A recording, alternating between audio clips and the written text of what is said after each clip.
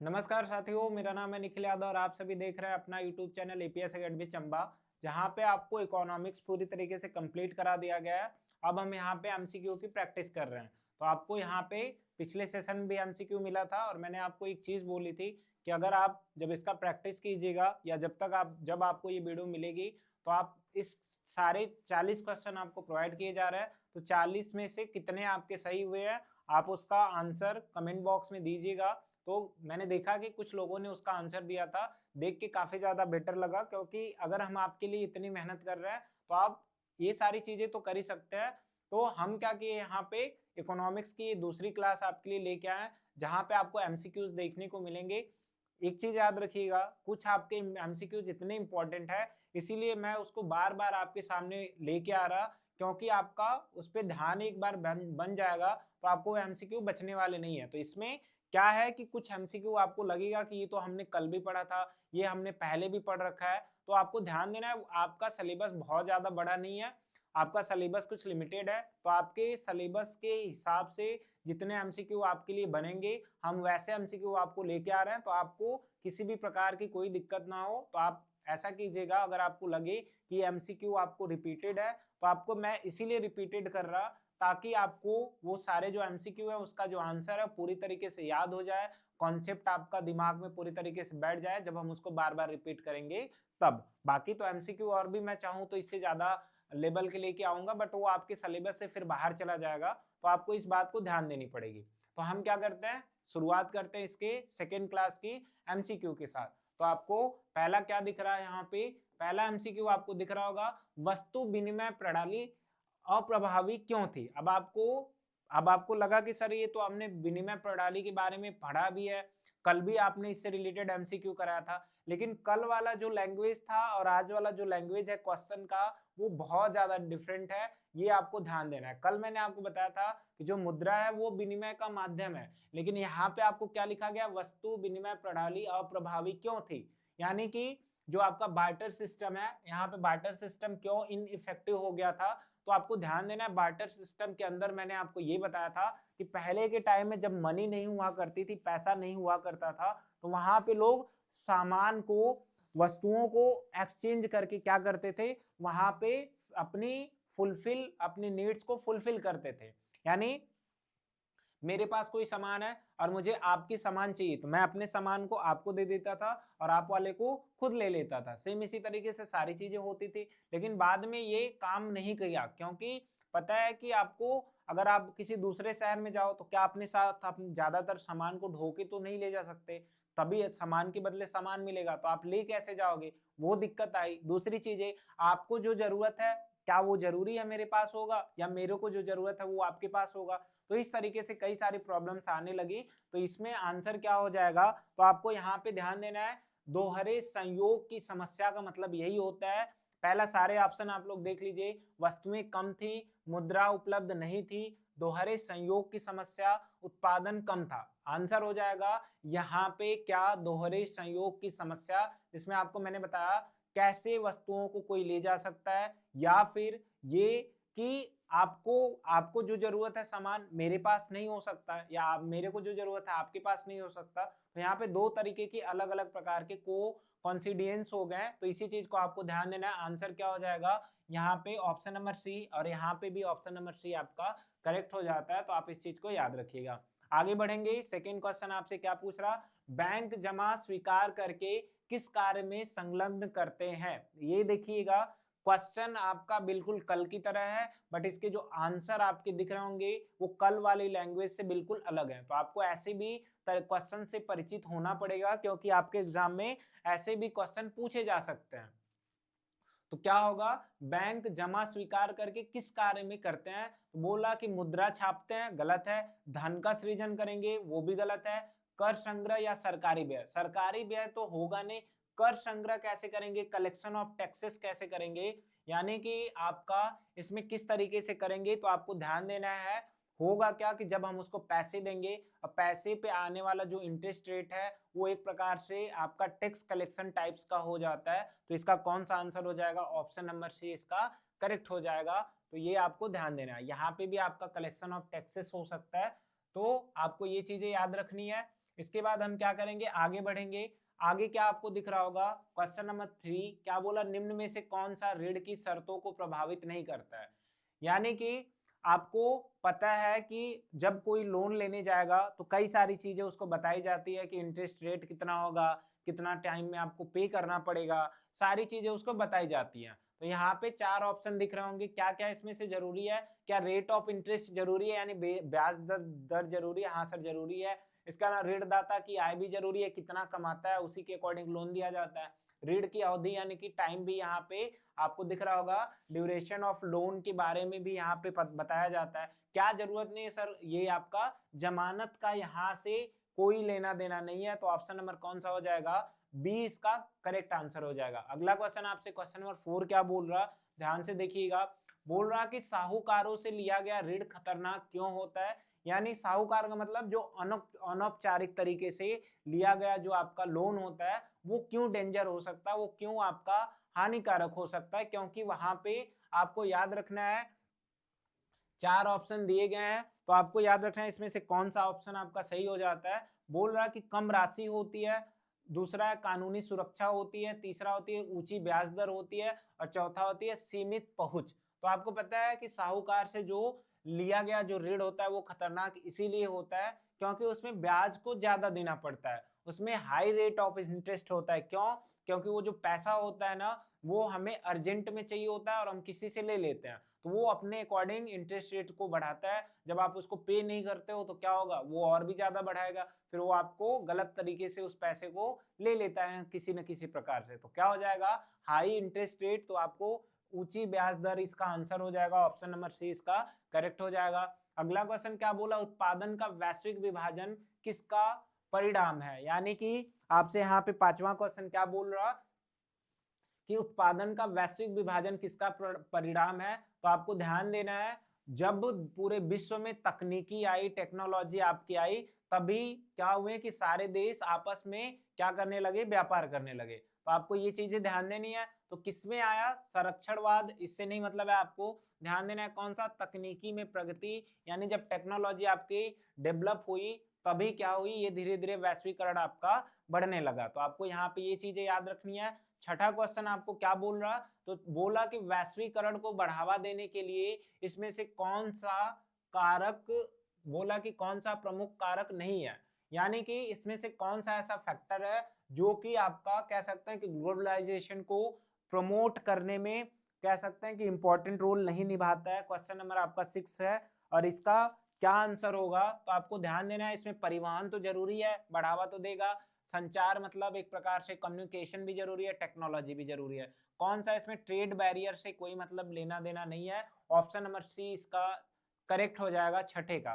तो ये बात आपको ध्यान देनी है। 6 क्वेश्चन यहाँ पे हो जाते हैं। आगे बढ़ेंगे, अगला क्वेश्चन आपसे क्या पूछ रहा कि WTO की आलोचना का मुख्य आधार क्या है। WTO का फुल फॉर्म क्या होता है, वर्ल्ड ट्रेड ऑर्गेनाइजेशन। और दूसरी चीज, इसकी स्थापना कब हुई थी, 1995 में हुई थी।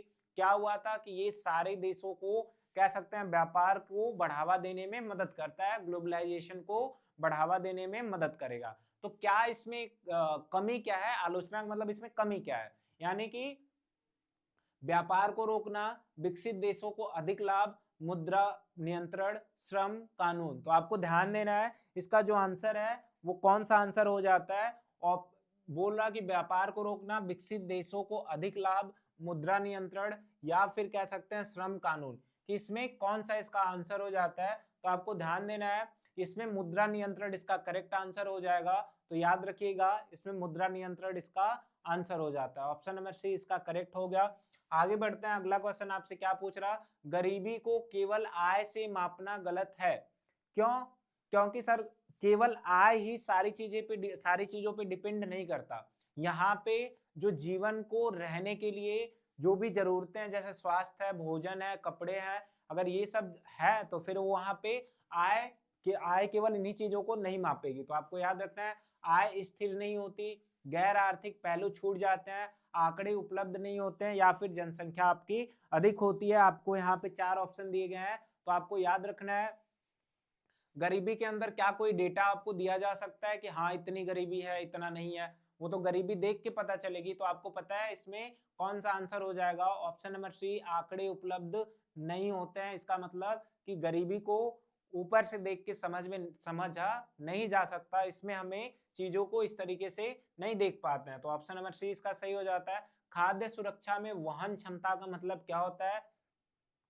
वहन का मतलब क्या होता है? तो आप ध्यान दीजिएगा, का मतलब ये होता है कि किस तरीके से आप उसको स्टोर करके रखते हो, ये सारी चीजें। तो आपको ध्यान देना है।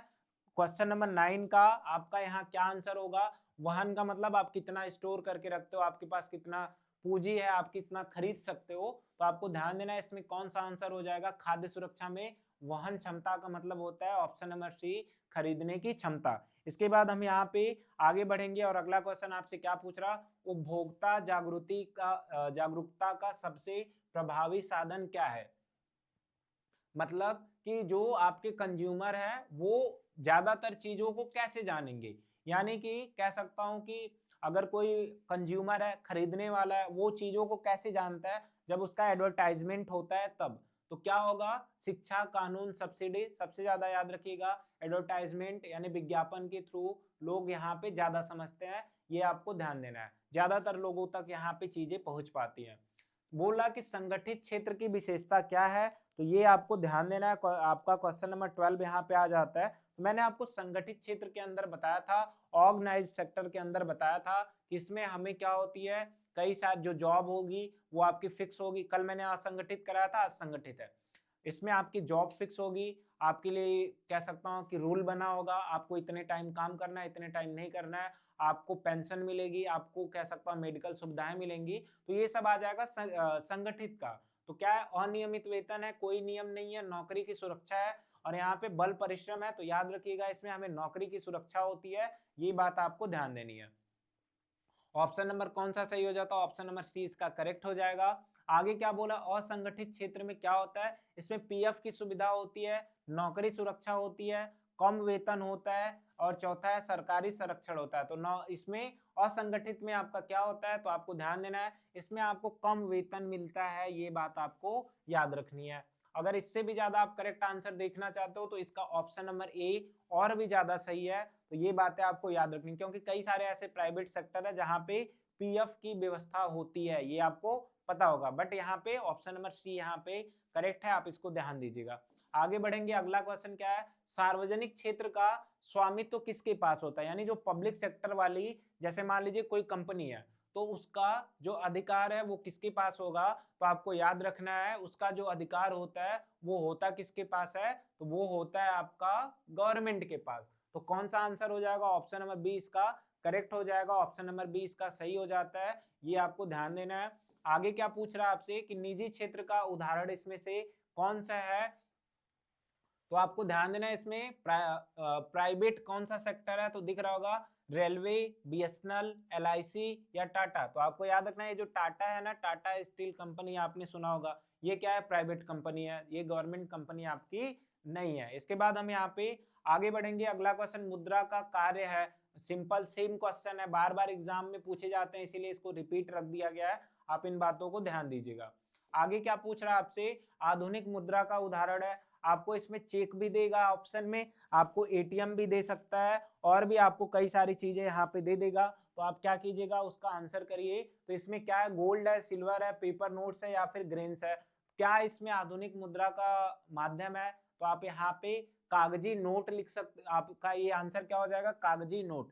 क्योंकि सोना, चांदी, अनाज ये तो पुराना है, बाकी कागजी नोट, यहाँ पे एटीएम भी हो सकता है, यहाँ पे आपका चेक भी हो सकता है। तो आंसर को ऐसे ही करना है, इस बात को आपको याद रखनी है। अगला क्वेश्चन आपसे क्या पूछ रहा? क्वेश्चन नंबर 18, चेक किस पर आधारित है? तो आपको ध्यान देना है, मैंने बताया जो चेक है वो आपका किस पे आधारित होगा? नगद पे, विश्वास पे, बैंक जमा पे, या फिर ऋण पे। तो आपको ध्यान देना चेक किस पे डिपेंड होता है। चेक आपको तभी मिलेगा जब आपका डिपॉजिट ज्यादा बेहतर होगा। तो क्या हो जाएगा? बैंक जमा आपकी जैसी होगी, चेक वैसे ही आपको मिलता है। तो ये चीजें आपको ध्यान देनी है। आगे बढ़ेंगे, अगला क्वेश्चन आपसे क्या पूछ रहा? अगला क्वेश्चन आपसे पूछ रहा बैंक का मुख्य कार्य क्या है? क्या पैसा छापना, ऋण देना, कर वसूलना, व्यापार करना? तो व्यापार गलत है, कर वसूलना गलत है, पैसा छापना गलत है। आंसर क्या हो जाएगा? ऋण देना। और दूसरी चीज, कोई अगर जमा करता है तो उसको भी ले लेना, ये इसका कार्य है। आपको कल और आज के क्वेश्चन में थोड़ा थोड़ा डिफरेंस आपको यहाँ पे दिख रहा होगा, तो इस बात को याद रखिएगा। तो हम यहाँ पे क्या बोला कि आपका जो आपका मनी लेंडर होता है वो क्या, मनी लेंडर से लिया गया जो पैसा होता है, ऋण होता है, लोन होता है, उसको क्या कहते हैं? मनी लेंडर का मतलब आप यही साहूकार यहाँ पे समझो। तो ध्यान दीजिएगा, क्या होता है, ये औपचारिक होता है या अनौपचारिक होता है, या सरकारी होता है या फिर बैंकिंग का होता है? तो आपको पता है ये अनौपचारिक होता है, अनऑफिशियल होता है। तो आंसर क्या हो जाएगा? ऑप्शन नंबर बी, इनफॉर्मल, इसका करेक्ट आंसर हो जाता है। आप इसको ध्यान दीजिएगा। इसके बाद आगे क्या बोल रहा है कि SHG का फुल फॉर्म क्या है? तो आपको ध्यान देना है, इसका जो आंसर हो जाएगा वो हो जाएगा सोशल हेल्प ग्रुप। यानी कि जो भी आपका यहाँ पे निम्न वर्ग के समाज के लोग हैं उनका यहाँ पे हेल्प करना, मदद करना। इसमें 10,000 की राशि दी जाती है। ये सारी चीजें मैंने आपको बता रखी थी। आगे बढ़ते हैं। औपचारिक ऋण का स्रोत क्या है? तो बैंक क्या करता है? औपचारिक ऋण देता है, जबकि दोस्त और साहूकार, रिश्तेदार, ये लोग पैसा देंगे तो ज्यादा इंटरेस्ट रेट पे देते हैं। इसको बोलते हैं इनफॉर्मल आपका लोन। इनफॉर्मल लोन होता है, जबकि बैंक क्या करता है? हमें फॉर्मल लोन को प्रोवाइड करता है। तो इतनी सारी चीजें याद रखनी। ऑप्शन नंबर आपका सी करेक्ट हो जाएगा। अगला क्वेश्चन है, ऋणों की शर्तों में क्या शामिल होता है? सेम क्वेश्चन मैंने आपको बताया, इसमें जमानत से कोई लेना देना नहीं है, तो ये जमानत वाला गलत हो गया।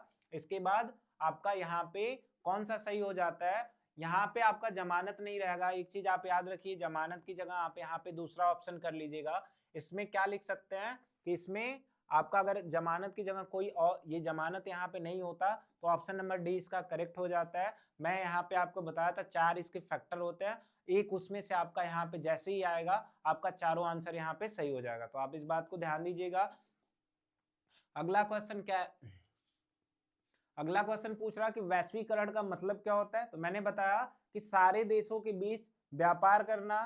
कल आपको दिखा था कि यहाँ पे सारे देशों के बीच आयात निर्यात करना, लेकिन आज क्या लिखा है? सारे देशों के बीच आपका व्यापार करना। यही क्या है? वैश्वीकरण है, ग्लोबलाइजेशन है। तो आंसर क्या हो जाएगा? केवल आयात करना, केवल निर्यात करना, देशों के अंदर व्यापार करना, या कह सकते हैं कि ट्रेड बिटवीन कंट्रीज, मतलब कि देशों के बीच व्यापार करना, देश के अंदर और देशों के बीच। इसमें बहुत ज्यादा डिफरेंस होता है, तो आप इस चीज को याद रखिएगा। ऑप्शन नंबर बी इसका करेक्ट हो जाएगा। तो आपको ये बातें ध्यान देनी है। अगला क्वेश्चन आपसे क्या पूछ रहा कि बहुराष्ट्रीय कंपनी क्या होती है? तो आपको ध्यान देना है। बहुराष्ट्रीय कंपनी के बारे में मैंने आपको बताया था कि सर एक ऐसी कंपनी होगी जिसका हेडक्वार्टर एक देश में होगा, लेकिन उसकी जो कंपनियां हैं वो आपकी अलग अलग देशों में चलेगी। जैसे अमेजॉन हो गया, फ्लिपकार्ट हो गया, सैमसंग हो गया, है एक जगह पे वो, उसका हेडक्वार्टर एक जगह पे, लेकिन चल कई सारे देशों में रहा है। तो इसीलिए इसको क्या बोलेंगे? बहुराष्ट्रीय कंपनी के नाम से जानते हैं। तो कई देशों में काम करने वाली कंपनी क्या हो जाएगी? बहुराष्ट्रीय कंपनी। ऑप्शन नंबर बी इसका सही हो जाता है, ये आपको ध्यान देना है। अगला क्वेश्चन क्या पूछ रहा है? क्वेश्चन नंबर 26, विदेशी व्यापार से आप क्या समझते हो, या फिर विदेशी व्यापार क्या होता है? बोला कि बाजारों का एकीकरण, बेरोजगारी, महंगाई, या फिर घाटा। तो आप याद रखिएगा, विदेशी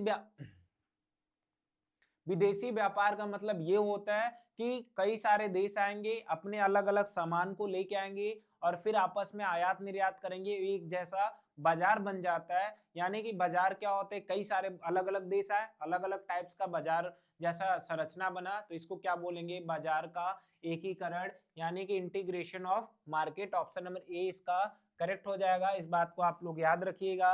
आगे आपसे क्या पूछ रहा? आगे बोल रहा कि WTO का फुल फॉर्म क्या होता है? तो आपको ध्यान देना है, WTO का फुल फॉर्म मैंने बताया था, वर्ल्ड ट्रेड ऑर्गेनाइजेशन। क्या होता है? World trade organization. इसके ईयर को भी मैंने बताया कि ये कब बना था। तो आपको ध्यान देना है, ऑप्शन नंबर ए इसका सही हो जाता है। कौन सा? ऑप्शन नंबर ए इसका सही हो जाएगा, ये आपका करेक्ट आंसर है। आगे बढ़ेंगे। अगला क्वेश्चन आपसे क्या बोल रहा है? WTO की स्थापना कब हुई थी? कई बार मैंने अब इसको बताया भी है और आज भी मैंने 2-3 बार रिपीट कर दिया। तो आपको ध्यान देना है 1995। कब? 1995 में इसका क्या हुआ था? एस्टेब्लिशमेंट हुआ था। ये 1995 में आपका स्थापित हुआ था। तो ये आपको ध्यान देना है, ये चीजें आप लोग याद रखिएगा। इसके बाद हम यहाँ पे आगे बढ़ेंगे और अगला क्वेश्चन आपसे क्या पूछ रहा, बोला कि वैश्वीकरण को बढ़ावा देने वाला कारक कौन सा है। सर टेक्नोलॉजी भी चाहिए, आपका ट्रांसपोर्टेशन भी चाहिए, साथ में आपका कम्युनिकेशन यानी कि आपका क्या संचार भी चाहिए। तो ये सारे आपके ऑप्शन सही है, यानी कि इसका जो ऑप्शन नंबर डी है वो आपका सही हो जाता है। तो कौन सा ऑप्शन नंबर डी इसका 29 का करेक्ट हो जाएगा, इस बात को आपको याद रखना है। तो कितने क्वेश्चन आपके हो गए यहाँ पे 29, बचे आपके कितने 11 क्वेश्चन। तो इस बात को आपको ध्यान देना है, कितने क्वेश्चन बचे हैं 11। अब हम उसको भी देख लेते हैं और आपका यहाँ पे क्या आंसर होने वाला है उसको भी आपको यहाँ पे बता दे रहे हैं। क्या बोला, वैश्वीकरण से किसे लाभ हुआ, बोला कि बड़े उद्योगों को, एमएनसीओ को, एमएनसीओ का मतलब आपका बहुराष्ट्रीय कंपनी, मल्टीनेशनल कंपनी, एमएनसी का मतलब याद रखिएगा बहुराष्ट्रीय कंपनी, और उपभोक्ताओं को यानी कंज्यूमर को, और ऑल ऑफ द एबव। तो याद रखिएगा इसका कौन सा आंसर है, ऑल ऑफ द एबव यानी सभी को। अब कैसे हुआ मैं आपको बता दे रहा हूं। बड़े उद्योगों का मतलब जो बड़ी बड़ी कंपनियां थी वो वैश्वीकरण का मतलब एक जगह से दूसरी जगह गई, एक देश से दूसरी जगह में गई, उनको क्या हुआ, उद्योग था उनको, तो उनको दूसरे जगह जाएंगे तो उनकी सामान बिकेगा, उनका प्रोडक्ट बिकेगा, उससे उनको प्रॉफिट होगा। दूसरी चीज एमएनसीज मतलब कोई आपका एक कंपनी है वो अलग अलग देशों में अपनी कंपनी को स्थापित करेगा, वहां से भी फायदा हुआ। उपभोक्ताओं का मतलब जो भी कंज्यूमर है, जैसे हम लोग कंज्यूमर है, हम लोगों के सामने मल्टीपल ऑप्शन होते हैं कि हम चाहेंगे तो ये बिस्किट खरीद सकते हैं, या तो ये खरीद सकते हैं, या तो ये खरीद सकते हैं। क्यों, क्योंकि हमें अलग अलग प्रकार के ऑप्शन है। तो आंसर क्या हो जाएगा, सभी को, all of the above, option number D इसका करेक्ट हो जाएगा। अगला क्वेश्चन क्या है, वैश्वीकरण से किसे नुकसान हुआ। तो मैंने आपको क्या बताया था कि ग्लोबलाइजेशन की वजह से जो छोटे काम धंधे थे, जो छोटे उद्योग थे, उनके ऊपर धीरे धीरे कह सकता हूँ कि प्रेशर बढ़ने लगा था, धीरे धीरे वो बंद होने लगे थे। जो छोटे किसान थे वो भी परेशान हो चुके थे। कह सकता हूँ प्राइवेट कंपनी, ये जो आपका असंगठित क्षेत्र था, यानी कि आपका कह सकते हैं कि अनऑर्गेनाइज सेक्टर है, यहाँ पे भी प्रॉब्लम हुई। तो आपको याद रखना है इसका कौन सा आंसर हो जाएगा, ऑप्शन नंबर डी इसका करेक्ट हो जाएगा। ये बात आपको याद रखनी है। तो ये आपका 4 ऑप्शन यहाँ पे सही हो जाता है, इसको याद रखिएगा। बचा आपका यहाँ पे कितने 9 क्वेश्चन, तो हम उसको भी देख लेते हैं उन 9 क्वेश्चन का आंसर क्या होने वाला है। तो याद रखिएगा 9 क्वेश्चन में आपका 32 वाला क्या आपसे पूछ रहा, उचित वैश्वीकरण का मतलब क्या है, यानी कि फेयर ग्लोबलाइजेशन का मतलब क्या है। केवल लाभ कमाना, या फिर केवल व्यापार करना, सभी के लिए लाभ, या फिर केवल सरकार के लिए लाभ। तो ये बात आपको ध्यान देनी है। सबसे पहले इसका जो ऑप्शन नंबर डी है वो तो पूरी तरीके से गलत है, क्योंकि कोई कंपनी अलग अलग देशों में जाके काम कर रही तो उसका मेन मोटिव तो ये नहीं होगा कि हम क्या करें, गवर्नमेंट को लाभ पहुंचाए। मेन मोटिव ये होगा कि हम खुद के लिए कमाएं, खुद के लिए लाभ कमाएं। तो ये बातें आपको ध्यान देनी है। तो केवल लाभ, दूसरी चीज केवल व्यापार, सभी के लिए लाभ, और चौथा सरकार वाला। तो ध्यान दीजिएगा इसमें एक तो तरीका ये भी होता है कि सर केवल हम लाभ कमाएं। कुछ लोगों का ये मानना होता है कि इसमें हम अगर अलग अलग प्रकार की चीजें लाते हैं तो सभी को बेनिफिट्स होगा, सभी को यहाँ पे लाभ मिलेगा। तो क्या हो जाएगा आंसर, ऑप्शन नंबर सी इसका करेक्ट हो जाएगा। यहाँ पे भी बेनिफिट्स फॉर ऑल, ये इसका आंसर हो जाएगा। एसडीआई का फुल फॉर्म क्या होता है, ह्यूमन डेवलपमेंट इंडेक्स। और मैंने बताया था इसके अंदर आपका कह सकता हूं कि इनकम भी आती है, सॉरी यहाँ पे आय तो नहीं आती, क्योंकि ह्यूमन डेवलपमेंट इंडेक्स ये चेक करता है कि कोई भी देश है उसके अंदर आपका जो सुविधा है वो किस प्रकार से। यहाँ पे आय नहीं होगा, एक चीज याद रखिएगा, यहाँ पे आय नहीं होगा। इसके अलावा बाकी इसमें के 2 आंसर सही है, तो आपको ध्यान देना ऑप्शन नंबर डी इसका करेक्ट हो जाता है, ये आपको याद रखना है। इसके बाद हम यहाँ पे अगले क्वेश्चंस की तरफ बढ़ेंगे। क्वेश्चन नंबर 34, भारत में सबसे बड़ा रोजगार देने वाला क्षेत्र कौन सा है। तो मैंने आपको बताया था जो हमारा कृषि वाला पार्ट है, जो कि आपका कच्चे माल को प्रदान करता है, रॉ मटेरियल प्रोवाइड करता है। तो यहाँ पे कृषि के अंदर देश का लगभग 50% से ज्यादा लोग इसमें काम कर रहे हैं। तो कौन ज्यादा रोजगार देगा, कृषि देगा। तो ऑप्शन इसमें से कौन सा सही हो जाता है, ध्यान दीजिएगा, ऑप्शन नंबर सी इसका करेक्ट हो जाएगा। प्राइमरी सेक्टर इसका आंसर हो जाएगा। इस चीज को आपको याद रखना है। ऑप्शन नंबर सी क्यों करेक्ट हुआ, इस बात को ध्यान दीजिएगा। इसके बाद हम क्या करते हैं, आपका आगे बढ़ते हैं। अगला क्वेश्चन आपसे क्या पूछ रहा, अगला क्वेश्चन आपसे ये बोल रहा कि बैंक जमा पर क्या देते हैं, what do bank give on deposit, यानी जैसे आप पैसे जमा करो तो वहां पे आपको फिर क्या मिलेगा सर, इंटरेस्ट रेट मिलता है। जैसे वो हमें क्या देते हैं, हम लोग जब उनसे पैसे लेंगे तो वो भी हमें क्या देते हैं, एक प्रकार का इंटरेस्ट रेट। अगर आप अपने पैसे को फिक्स कर देते हो आपका, तो याद रखिएगा वहां पे क्या आपको मिलेगा, जब पैसा फिक्स करोगे तो आपको पता है कि वहां पे आपको इंटरेस्ट रेट भी मिलता है। तो क्या आंसर हो जाएगा आपका, ऑप्शन नंबर 20 का करेक्ट हो जाएगा, ब्याज यानी कि इंटरेस्ट यहाँ पे हमें देखने को मिलेगा। ऑप्शन नंबर 20 का सही हो जाता है। इसके बाद हम यहाँ पे अगले क्वेश्चन की तरफ बढ़ेंगे और अगला क्वेश्चन आपसे क्या पूछ रहा, ध्यान से इसको पढ़िएगा। क्या बोला, किस क्षेत्र में सरकारी नियंत्रण अधिक होता है। ऑप्शन है प्राइवेट, दूसरा है अनऑर्गेनाइज, तीसरा है ऑर्गेनाइज, चौथा है फॉरेन। यानी किस क्षेत्र में सरकारी नियंत्रण यानी कि गवर्नमेंट का कंट्रोल ज्यादा होगा। तो आपको ध्यान देना है, प्राइवेट में तो प्राइवेट व्यक्ति काम करेगा, असंगठित भी लगभग प्राइवेट टाइप की है, सार्वजनिक का मतलब पब्लिक है जिसमें गवर्नमेंट का हक होता है, चौथा है फॉरेनर। तो फॉरेनर का हमें उतना देखना नहीं है, ये हो जाएगा सार्वजनिक, यानी कि पब्लिक सेक्टर की जितनी भी होंगी इस पे गवर्नमेंट ज्यादा कंट्रोल करती है। इस बात को आपको याद रखना है। जस्ट एक मिनट, अभी मैं आगे आपके बच्चे 4 क्वेश्चन को भी करा दे रहा।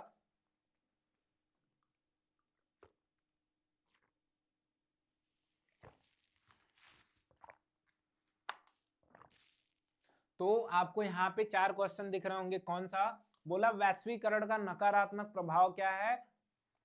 तो मैंने बताया कि इसमें जो छोटे काम धंधे होते हैं, जो लघु उद्योग होते हैं, उनमें एक प्रकार का प्रेशर बनता है ऊपर। दूसरी चीज, जो बड़ी कंपनियां हैं वो अलग अलग मशीनें लाई, बड़ी बड़ी कह सकता हूँ कि ज्यादातर मात्रा में आपका उत्पादन किया। इससे होगा क्या, जो छोटे लोग हैं उनका कार्य सही से हो नहीं पाएगा, एक प्रकार से उनका शोषण कह सकता हूँ होने लगता है, एक्सप्लॉयटेशन होने लगता है, क्योंकि गवर्नमेंट भी आपकी सुनती थोड़ी है। तो याद रखिएगा, इसमें रोजगार बढ़ेगा, मतलब नकारात्मक नेगेटिव इंपैक्ट पड़ा है। तो याद रखिएगा इसमें शोषण होता है किसका, जो निम्न वर्ग के लोग हैं, एक्सप्लॉयटेशन होता है निम्न वर्ग के लोगों का। तो आपको ध्यान देना है। इसके बाद हम यहाँ पे आगे बढ़ेंगे और अगला क्वेश्चन आपसे क्या पूछ रहा कि भारत में नोट कौन जारी करता है। सर अब आप इसको बताओ कि इसका नोट कौन जारी करेगा, भारत के अंदर जो नोटें होती हैं कौन जारी करेगा। इसको मैंने बिल्कुल बढ़िया से बता रखा है, तो आप इसको याद रखिएगा। भारत में 1 रुपए की नोट कौन जारी करेगा, हमारी भारत सरकार करेगी, यानी वित्त मंत्रालय करेगा। दूसरी चीज, भारत में बाकी बचे हुए नोटों को कौन छापता है, कहाँ पे, तो आरबीआई छापता है। कौन छापता है, छापना का मतलब क्या होता है, जारी करना। इस बात को आप ध्यान दीजिएगा, जारी करना। बाकी छापने का तो मैंने कल बताया था कहाँ पे होता है, आरबीआई करता है। कहाँ कहाँ होती है, फिर से मैं नाम रिपीट करूंगा, कहाँ पे होता है, नासिक में। कहाँ पे, पहला हो जाएगा नासिक, दूसरा हो जाएगा आपका देवास, तीसरा कौन सा हो जाएगा, सालबोनी। कौन सा, सालबोनी, जो कि आपका पश्चिम बंगाल में पड़ेगा। और चौथा जो होगा वो क्या हो जाएगा आपका, मैसूर। तो आपको ये चीजें याद रखनी है, मैसूर इसका आंसर। नासिक कहाँ है, महाराष्ट्र। देवास कहाँ है, मध्य प्रदेश। सालबोनी कहाँ है, आपका पश्चिम बंगाल। मैसूर कहाँ है, आपका कर्नाटका में। तो आंसर हो जाएगा इसके। अभी बचे आपके 2 क्वेश्चन, वो भी देख लीजिएगा। क्रेडिट का अर्थ क्या होता है, तो आपको ये चीजें याद रखनी है। बोल रहा कि क्रेडिट का मतलब क्या होता है, तो आप याद रखिएगा, क्रेडिट का सिंपल सा मतलब ये होता है कि यहाँ पे ये क्रेडिट का मतलब ये होगा लोन से रिलेटेड। मैं इसको बाद में बताता हूँ, ध्यान दीजिएगा। आगे हम बढ़ते हैं, अगला क्वेश्चन आपसे क्या पूछ रहा, SHG का मतलब क्या है, स्वयं सहायता समूह का मतलब क्या है। तो आपको ध्यान देना है, यहाँ पे व्यापार, गरीबों को ऋण देना, कर वसूली और एक्सपोर्ट। क्या है इसका आंसर, तो आपको याद रखना है ऑप्शन नंबर 20 का करेक्ट हो जाएगा। क्यों, क्योंकि इसमें निम्न वर्ग के लोगों को क्या किया जाता है, 10,000 की धनराशि प्रदान की जाएगी कम इंटरेस्ट रेट पे, जिससे क्या होगा, वो अपने कह सकते हैं उत्थान के लिए अपने कार्यों को कर सकते हैं। तो याद रखिएगा, ये आपके लिए इंपॉर्टेंट था। यहाँ पे टोटल आपके 40 क्वेश्चन कंप्लीट हो जाते हैं। तो उम्मीद करता हूँ ये 40 क्वेश्चन जो होंगे इसके आंसर भी आपको क्लियर होंगे। क्यों, क्योंकि यहाँ पे आपको लगेगा कि ये जो क्वेश्चन है ये कल के जैसे रिपीटेड है, बट ऐसा बिल्कुल नहीं है। इस क्वेश्चन और उस क्वेश्चन में काफी ज्यादा डिफरेंस है। दोनों की जब आप लैंग्वेज देखोगे तो दोनों की लैंग्वेज काफी ज्यादा चेंज है। तो आपको इस बात को समझना पड़ेगा कि इस क्वेश्चन में और उन क्वेश्चन में आपका क्या डिफरेंस है। तो आप इसको याद रखिएगा। इसके बाद हम क्या करेंगे, आपको ऐसे ही आगे चीजों को प्रोवाइड करेंगे। तो उम्मीद करता हूँ 40 क्वेश्चन आपको यहाँ पे टोटली समझ में आ गए होंगे। बचे हुए आपके जियोग्राफी को भी मैंने आपको प्रोवाइड कर दिया, तो अगर आपने अभी तक उन चीजों को नहीं देखा है तो उसको भी देख लीजिए, ताकि आपको एमसीक्यू के प्रैक्टिस अब होनी चाहिए, क्योंकि एग्जाम आपका पास आ रहा तो ये चीजें आपके लिए इंपॉर्टेंट हो जाती है। बाकी आपके पास अदर बुक्स हैं, उससे भी एमसीक्यू प्रैक्टिस कीजिएगा। तो उम्मीद करता हूँ यहाँ पे सारी चीजें आपको समझ में आई होंगी। मिलते हैं फिर आपसे अगले सेशन में। इससे पहले अगर आपने यहाँ पे क्वेश्चंस को देखा, कितने क्वेश्चन आपके सही हुए, आप कमेंट बॉक्स में अपने आंसर को जरूर दे दीजिएगा, ताकि हमें भी देख के पता चले कि आपका रिस्पॉन्स इसके थ्रू कैसा है। तो जैसे कल भी कई सारे लोगों ने आंसर दिया था, इसको दीजिएगा ताकि हमें भी पता चल सके। इसके अलावा आपको कहाँ दिक्कत आ रही, क्या प्रॉब्लम आ रही, या क्या दिक्कत है, कि कोई प्रॉब्लम है जिसका सोल्यूशन आपके पास नहीं है, तो आप हमसे शेयर कीजिएगा, ताकि हम लोग उसको बताएं कि आपको क्या करना चाहिए, ताकि आपकी तैयारी और ज़्यादा बेटर हो सके। तो उम्मीद करता हूँ यहाँ पे सारी चीज़ें क्लियर हो चुकी होंगी। मिलते हैं फिर आपसे अगले सेशन में। अगर आप चैनल पे पहली बार हो तो चैनल को सब्सक्राइब कर दीजिएगा और इसे अपने दोस्तों तक शेयर कीजिएगा। धन्यवाद।